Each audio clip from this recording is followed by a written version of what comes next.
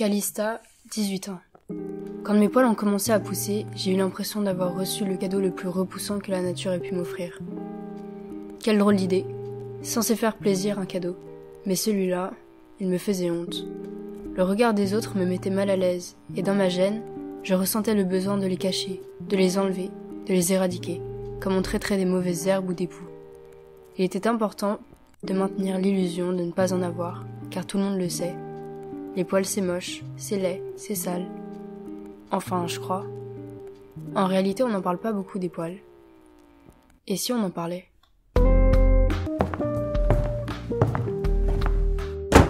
Vas-y, je t'en prie, installe-toi et mets-toi à l'aise.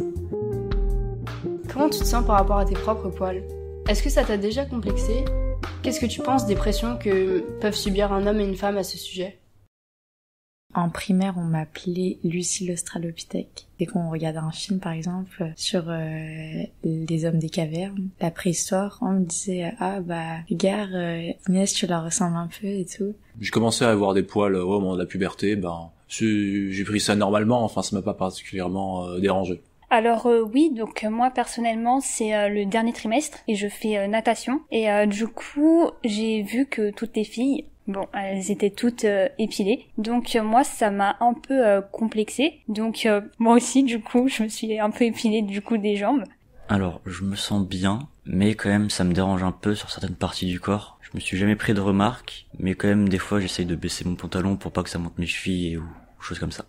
Pour moi je les enlève parce qu'après je sais pas, je pense que ça doit être sale. Une femme qui a des aisselles, je trouve pas ça super élégant, on va dire, même si je sais que voilà c'est les poils, parce qu'après je sais pas, il y a des odeurs, moi personnellement je supporte pas.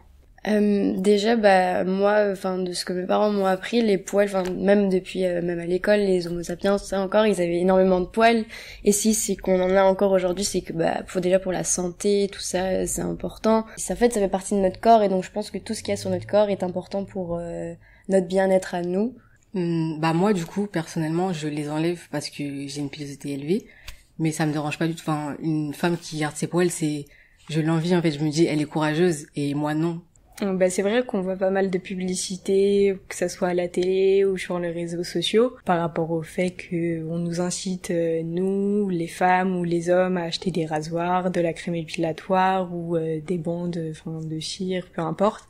C'est vrai qu'il y a une pression sociale assez importante par rapport aux poils, qu'on trouve ça pas normal, alors que on devrait choisir nous-mêmes ce qu'on veut faire. Je pense que forcément ça doit toucher tout le monde, que forcément oui, à cause de notre société globalement sexiste, ça atteint beaucoup plus les femmes, et que c'est quelque chose d'inutile et d'oppressant pour la gente féminine. Ça infantilise peut-être la femme au regard des hommes, puisque par les bébés, je pense que toutes les femmes ont des poils.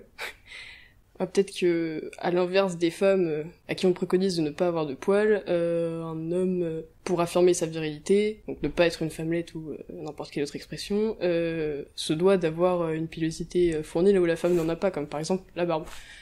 Je trouve franchement que c'est une connerie, ce stéréotype de la virilité. On a tendance à tout mettre dans les grandes lignes, la virilité c'est un mec musclé, c'est plein de stéréotypes comme ça qu'on a eu de par notre culture cinématographique avant et tout, et qui sont très réducteurs. C'est une forme de sexisme aussi, dans le sens où on va réduire un homme à faut que tu sois comme ci, comme ça, comme ça, comme ça. De manière générale, il semble qu'on ait du mal avec les poils, même en sachant que tout le monde en a. J'ai eu tendance à penser que c'était un problème de femme, qu'en tant que femme, on devait considérer ça comme un problème.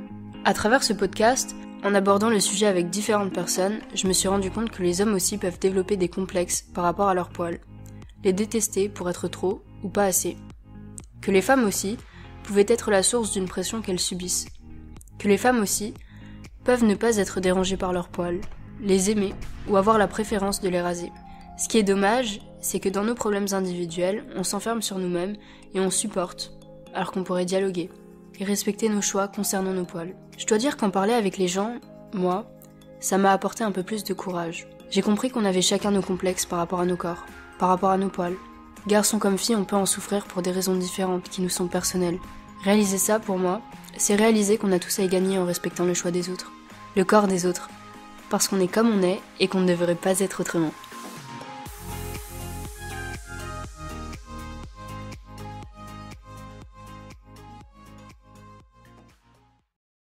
Et à ce moment-là, qu'est-ce que vous avez fait ? Je crois que j'ai remis la radio.